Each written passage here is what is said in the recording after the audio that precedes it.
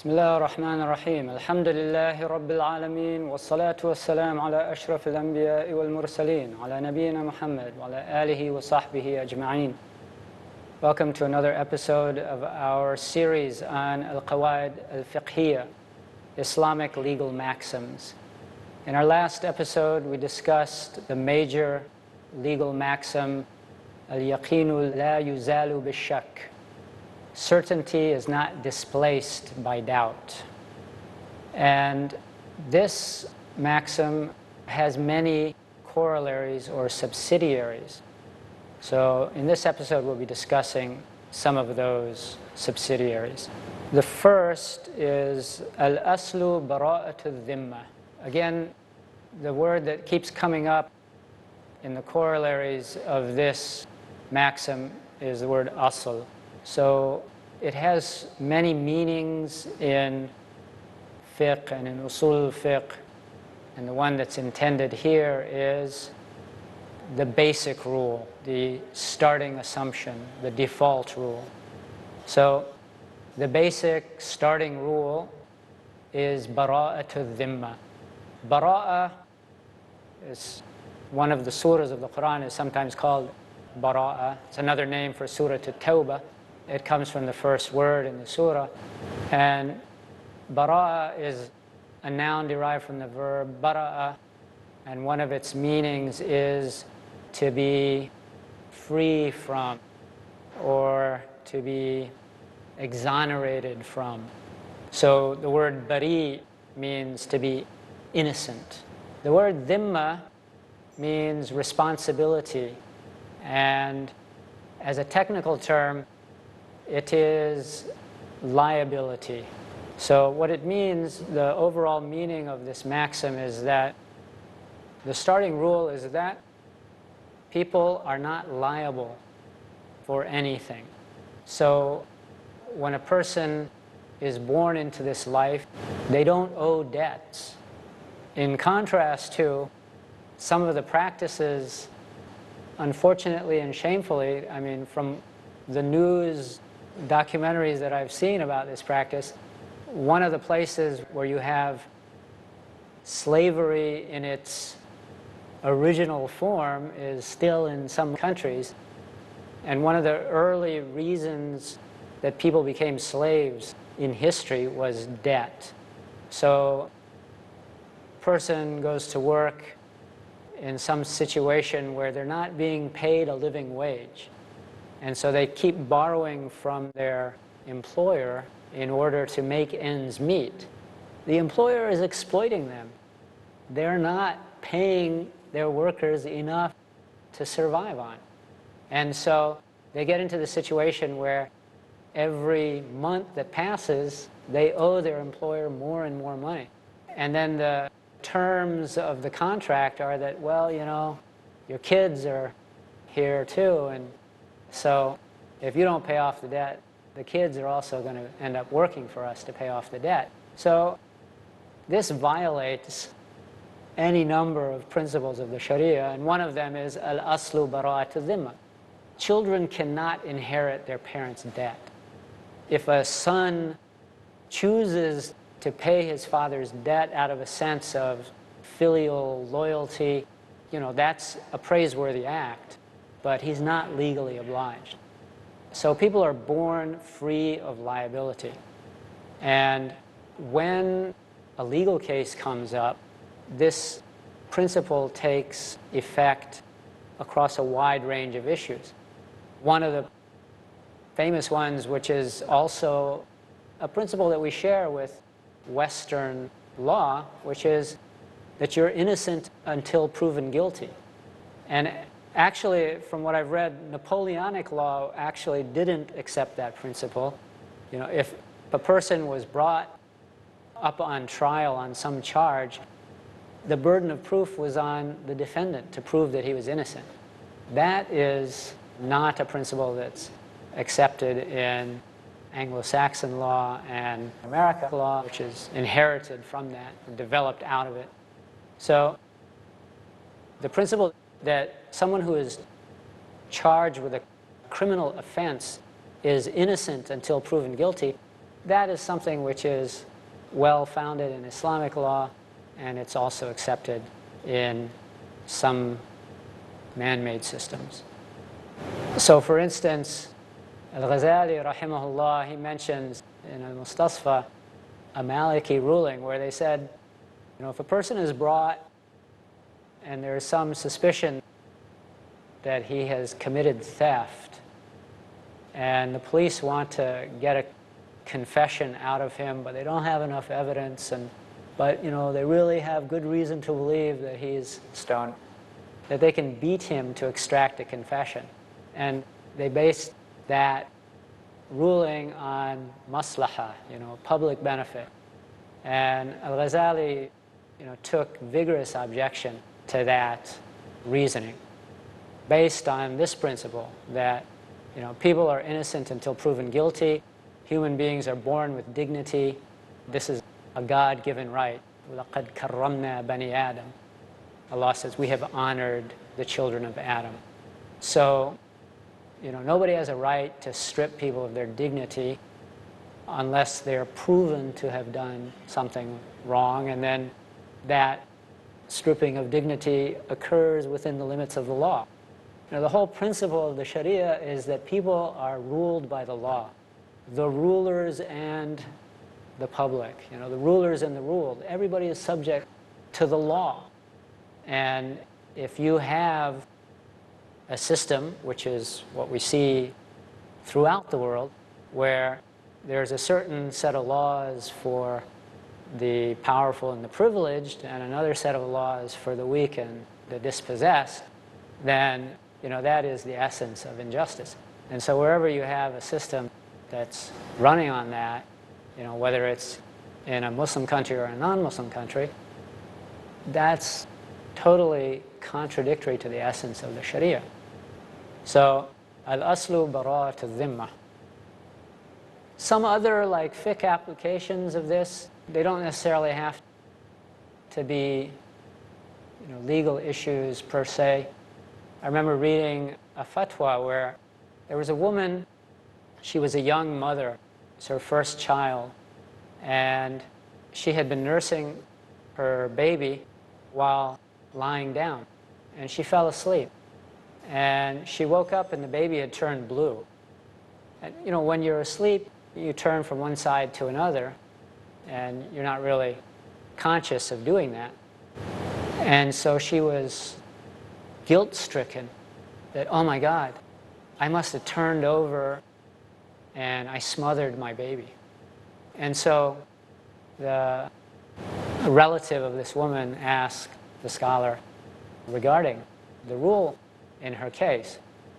And he invoked this principle. He said, al-aslu bara'at al-dhimma. She would not be responsible to pay diya, or, there's no legal repercussions to this because there's no evidence that anything happened.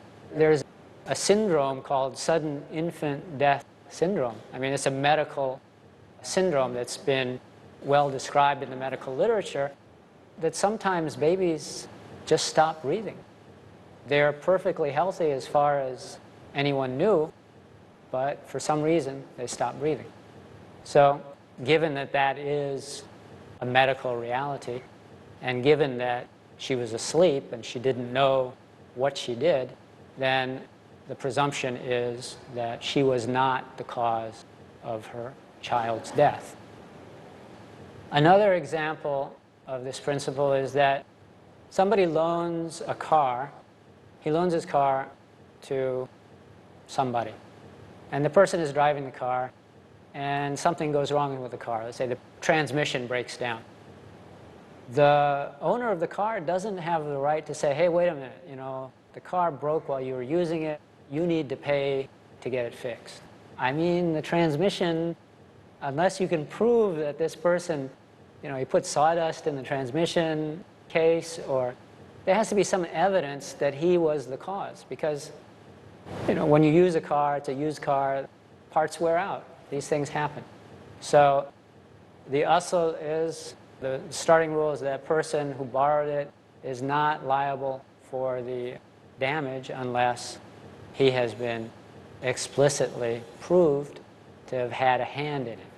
Another example of that is that if a person is, you know, he's renting a house out to a renter, the renter is not required to pay for the maintenance, the repairs of the house, for major repairs. That's because that's not his responsibility. The repairs are for the benefit of the owner, and he's not the owner. Therefore, he is not responsible. So let's take a break, and we're back shortly, inshallah. Assalamu alaikum.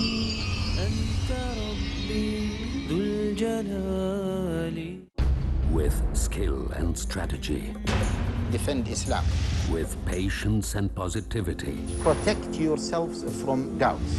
with hope and humility, To have belief that Al-Islam is the only correct religion, the only truth. learn the techniques that help in facing emerging challenges to Islam. Join Haitham Al-Haddad in The Art of Defending Islam every Thursday at 11:30 p.m. Saudi Arabia and 12:30 a.m. UAE on Peace TV. Who was the first prophet? Was a prophet the first one to read and write? Did God speak to a prophet? A prophet in a prison. A prophet who commanded the birds, insects, and animals? Want to know more? Join us for Stories of the Prophet. Stories of the Prophets every Monday at 7:30 p.m. Saudi Arabia and 8:30 p.m. UAE on Peace TV.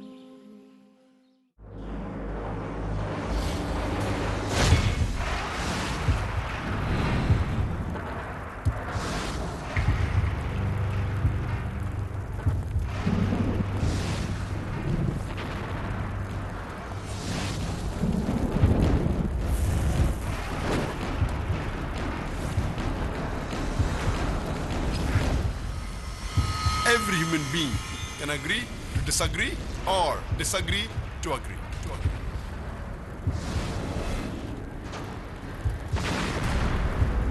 Dispute superstitions and refute the myth which is created around the word religion, which is misinterpreted, misconstrued, and misjudged. Let's wake up from delusion. And step into the world of reality with confidence. Find all the answers to confront or defy, reject or accept, dispute or challenge when caught in crossfire. Misconceptions clarified, falsehood exposed, and truth revealed. Discover the reality with Dr. Zakir Naik in Crossfire, next on Peace TV.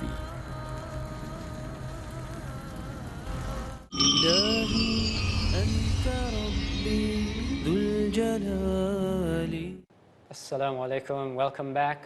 We're talking about corollaries and subsidiary maxims of the major Islamic legal maxim, al-yaqinu la yazulu bi-shak. Certainty is not displaced by doubt. And another one of these corollaries is al-aslu baqa'u ma kana ala ma kan. The basic rule is that things stay as they are. Okay, of course, we know that things do change in the world. But if you don't have evidence that thing in question has changed, then the basic assumption is that it's continuing on as before. Now it's a corollary of this other rule, so the evidence for the basic rule is evidence for it. However, there's also powerful kind of like rational empirical evidence for it, which is that unless you know that something's changed, it's reasonable to assume that it is like it was when you knew about it last. So, for example, if a wife claims that her husband divorced her, and the husband says, no, I didn't, then what do we know? We know that they got married, and that's what we're certain of. So this other issue is an issue that's doubtful. One party says yes, one party says no. Therefore, the weight of the evidence goes with the husband, and the wife's claim in that situation would be rejected. There's another kind of istishab which is noted in some schools of thought, some madhabs accept a principle of what's called reverse istishab. And what this means is that if you know that something is true now, you can assume that it was like that in the past. And so it's a kind of a backdating of the ruling. This is much more rare. Its application in fiqh is much more rare, but occasionally you see examples of it. Now, one example of this is that a son travels, and he leaves money with his father for safekeeping. He comes back, and the father has spent the money. You know, there's a hadith, "Anta wa maluka li abik." The Prophet ﷺ was addressing a son. He said, you and your property are for your father. But leaving that aside for a minute, looking at the issue of the father's condition. The father, he tells a judge, you know, I spent the money because I was in need of it. And the son says, you know, his condition was okay. You know, he didn't need to spend that money. In some Hanafi books, the ruling can be arrived at by looking at the current state of the father. If the father is well off and he says, you know, I was in need of it, then the judge would say, we don't, unless you have evidence, no. You're well off now, you were well off then. And the opposite would be true. If the father provides evidence, it's clear that he is currently in a state of financial difficulty and need, then when he says, I was in need when I spent the money, that his word would be accepted. So that's the case of what they call reverse istishab. Another example of this is that a person goes into the bathroom and, you know, he uses the facilities, and he had to lower his trousers while he was using the toilet. And while he's putting his trousers back on, the leg of the trouser brushes the floor of the bathroom. And there is, you know, a thin film of water on the bathroom. So what's he supposed to do? Is he supposed to consider that his pants leg has become najis, or is it still tahir? When he put the pants on, he knew that his pants were clean, pure. And now this doubtful issue has arisen. You know, unless there's evidence that there is najasa there, you know, maybe you stoop down and take a whiff, there's no smell that there's something unclean there, then the assumption is that his trousers are still clean because you don't have strong evidence to change that ruling. An example of this that's really pertinent to Islamic finance is, what do you do when somebody misses payments? You know, they've purchased some item and, you know, the bank sold them a car or whatever. And after a year, he misses payment after payment.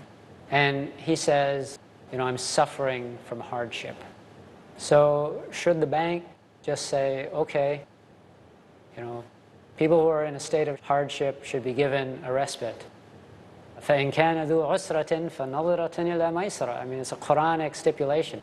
And this is one of the things that's supposed to set Islamic finance apart from conventional finance. How do you treat people who are having difficulty repaying their debts? But when that person came for financing, they had to go through a process. You know, what's your job? What's your income? What are your expenses? How much you pay for this and that? When they put all of those numbers through their algorithm, they come out with a ruling. The credit officer says this person has the capability to repay this debt. So that's now been established by evidence. So the person misses some payments and he says, you know, I'm having difficulties. The debtor in this situation has to provide the evidence to say what has changed. Okay, you know, if you have a sickness, you lost your job, those are legitimate excuses. You bring the evidence for that. Islamically speaking, the creditor in that situation is obliged. It's obligatory to give the debtor respite. They have to be given more time to pay their debt, and the amount they owe doesn't increase. That's a fundamental, elemental difference between Islamic finance, ideally, and conventional finance. Another manifestation of that in the modern system of Islamic finance would be with regard to takaful. Now, takaful is considered to be an Islamic alternative to insurance. The thing that removes the objections to conventional insurance about takaful are that it's structured not as an exchange contract, but as people coming together to help each other. And when that's the situation, then the strict rules of equality, you contribute and what you take out, don't apply the way they do to exchange contracts. This is a topic that will be discussed, inshallah, in further detail in another episode. But let's say that there is a takaful. A person has subscribed to become part of a takaful plan. And so then that person goes missing. That same issue that was spoken about in a previous episode, we know the guy was alive and he's gone missing, but we don't have any firm evidence that he is now dead.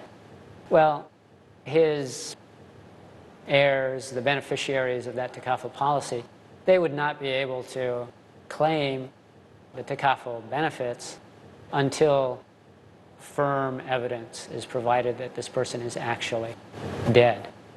There's another corollary of this, which says al-aslu fi sifat al-arida al-adam. The basic rule with regard to transitory attributes is that they don't exist. So some attributes are inherent, like, you know, a person is born with green eyes or black skin or whatever. These are unchanging attributes. Other things like, you know, becoming adult or becoming sick, these are transitory attributes. So the basic rule with that is that they don't exist. So if somebody says that they did exist, they need evidence for that. So an example of that is a person who engaged in a business transaction, ended up losing money, and then, you know, his heirs, or not his children, his sons, they say, wait a minute, you know, at the time that he was doing that business deal, he was actually insane. So the guy who took his money should be given the money back, unless, you know, it can be proved that he was insane at that time. Then that claim would be rejected based on this qaida. And there's also another qaida that says, when you have an opinion that was based on some evidence, and then it becomes clear that that evidence was false, then that opinion must be just dropped. No legal consideration is given to it. An example of that from the Sunnah is that a man came to the Prophet ﷺ. He'd gotten married to a woman, and somebody came to him and said, hey, I nursed you when you were a child, and I nursed your wife. so you really shouldn't be married. And so he came to the Prophet ﷺ and said, you know, this is what happened. Now, I don't know that she nursed me. He said, she knows, you know. You can't continue. So you thought that she was not a mahram for you, and now you find out that she was a mahram for you, so the marriage had to be dissolved in that case. So these are all corollaries of that maxim, and they have many applications in fiqh. Assalamu alaikum wa rahmatullah wa barakatuh. Subhanak Allahumma wa bihamdik, ashhadu an la ilaha illa anta, astaghfiruka wa atubu ilayk.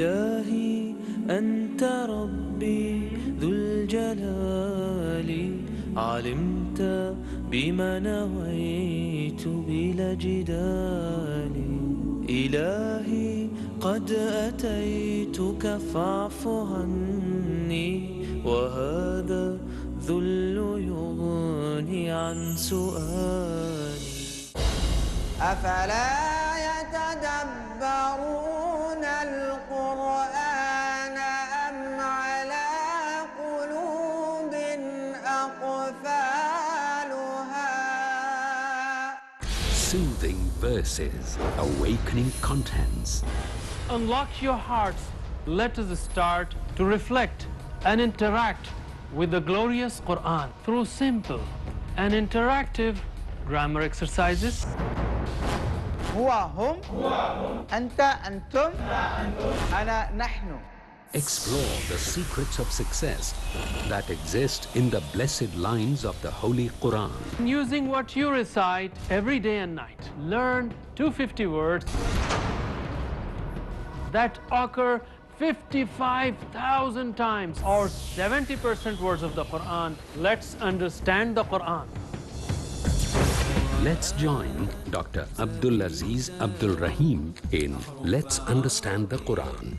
Every Monday, Wednesday and Friday at 5 p.m. Saudi Arabia and 6 p.m. UAE on Peace TV. When I reverted to Islam 7 years ago, I was born into a Christian family. I love Allah, love the deen, I love the community. There was no relationship between what the preacher was saying and what was in the Bible. PhD holder in Christian theology to come and teach, but the book that he was using was the writings of Imam Ghazali. Acquired knowledge cannot reach